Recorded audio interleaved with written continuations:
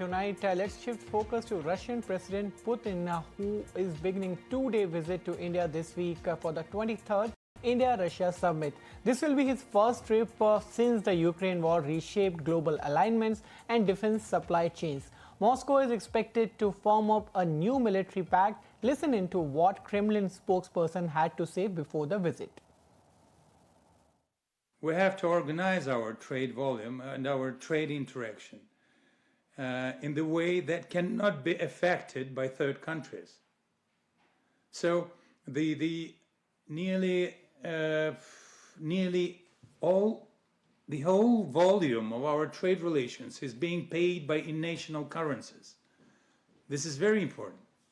This is very important because thus we're securing our trade, we're securing our sovereignty of both countries, Russia and India, and we're securing our trade cooperation. We are cooperating in various fields of economy. High technologies, I have mentioned them, also peaceful high technologies, pharmaceuticals. We have lots of investments coming to our country from this sector. All right, my colleague and co-host for this show, Sumita, also attended MEA PC, where all these discussions happened. Sumita, how should we look this visit and what did MEA say about it? Well, Ankur, the press conference which I attended was essentially by the Kremlin, wherein we did hear the Kremlin spokesperson, Dmitry Peskov, speak about this entire visit in terms of what the expectations are from the Russian side. And what we're given to understand from sources within the government is that, of course, this visit should not be looked at as anything to do with what Donald Trump is doing, given the fact that every year India and Russia host their annual summit. This is the 23rd summit that's happening. The last time the Prime Minister went to Russia to hold this. But it should not be looked at that lens. It should be looked at from a bilateral summit point of view. The other thing that Mr. Peskov essentially spoke about was the fact that the acquisition of S-400s, additional S-400s, is definitely on the agenda. Sukhoi 57s, that is on the agenda. So defense is going to be a big part. It has been a big part of India-Russia ties, and going forward, it will continue to be that as well. Mobility is another significant, aspect that both the countries are going to look at when President Putin arrives in India on 4th and 5th December.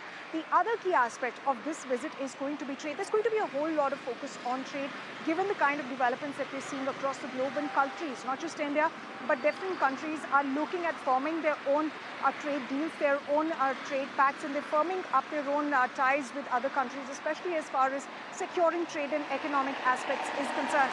So trade is going to be an important part of the agenda, given the fact that both the sides have aimed at taking bilateral trade to $100 billion by 2030. In terms of what could India be exporting, is it going to be more pharma? Is it going to be more agri-products, more textiles? We'll have to wait and see, but that's essentially what sources are telling ET now in terms of how this trade imbalance between Russia and India, that could be looked at. Now, trade imbalance is something that Russia has acknowledged, and that's something that Dmitry Peskov also stated, that we need to fix this imbalance. We understand India's side. The other thing that's going to be discussed, likely discussed, is of course, global circumstances, global developments. We did hear what Dmitry Peskov said. He said that, they do not really support the tariffs, and in fact, they ignored the tariffs imposition that's been carried out by the United States, given the fact that it's in contravention to WTO rules.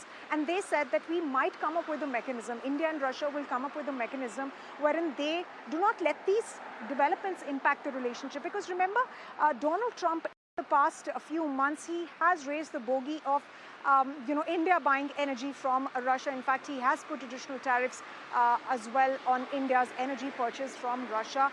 So that is another aspect that will be keenly watched out for. But definitely, this is a big signaling that's going out to the world.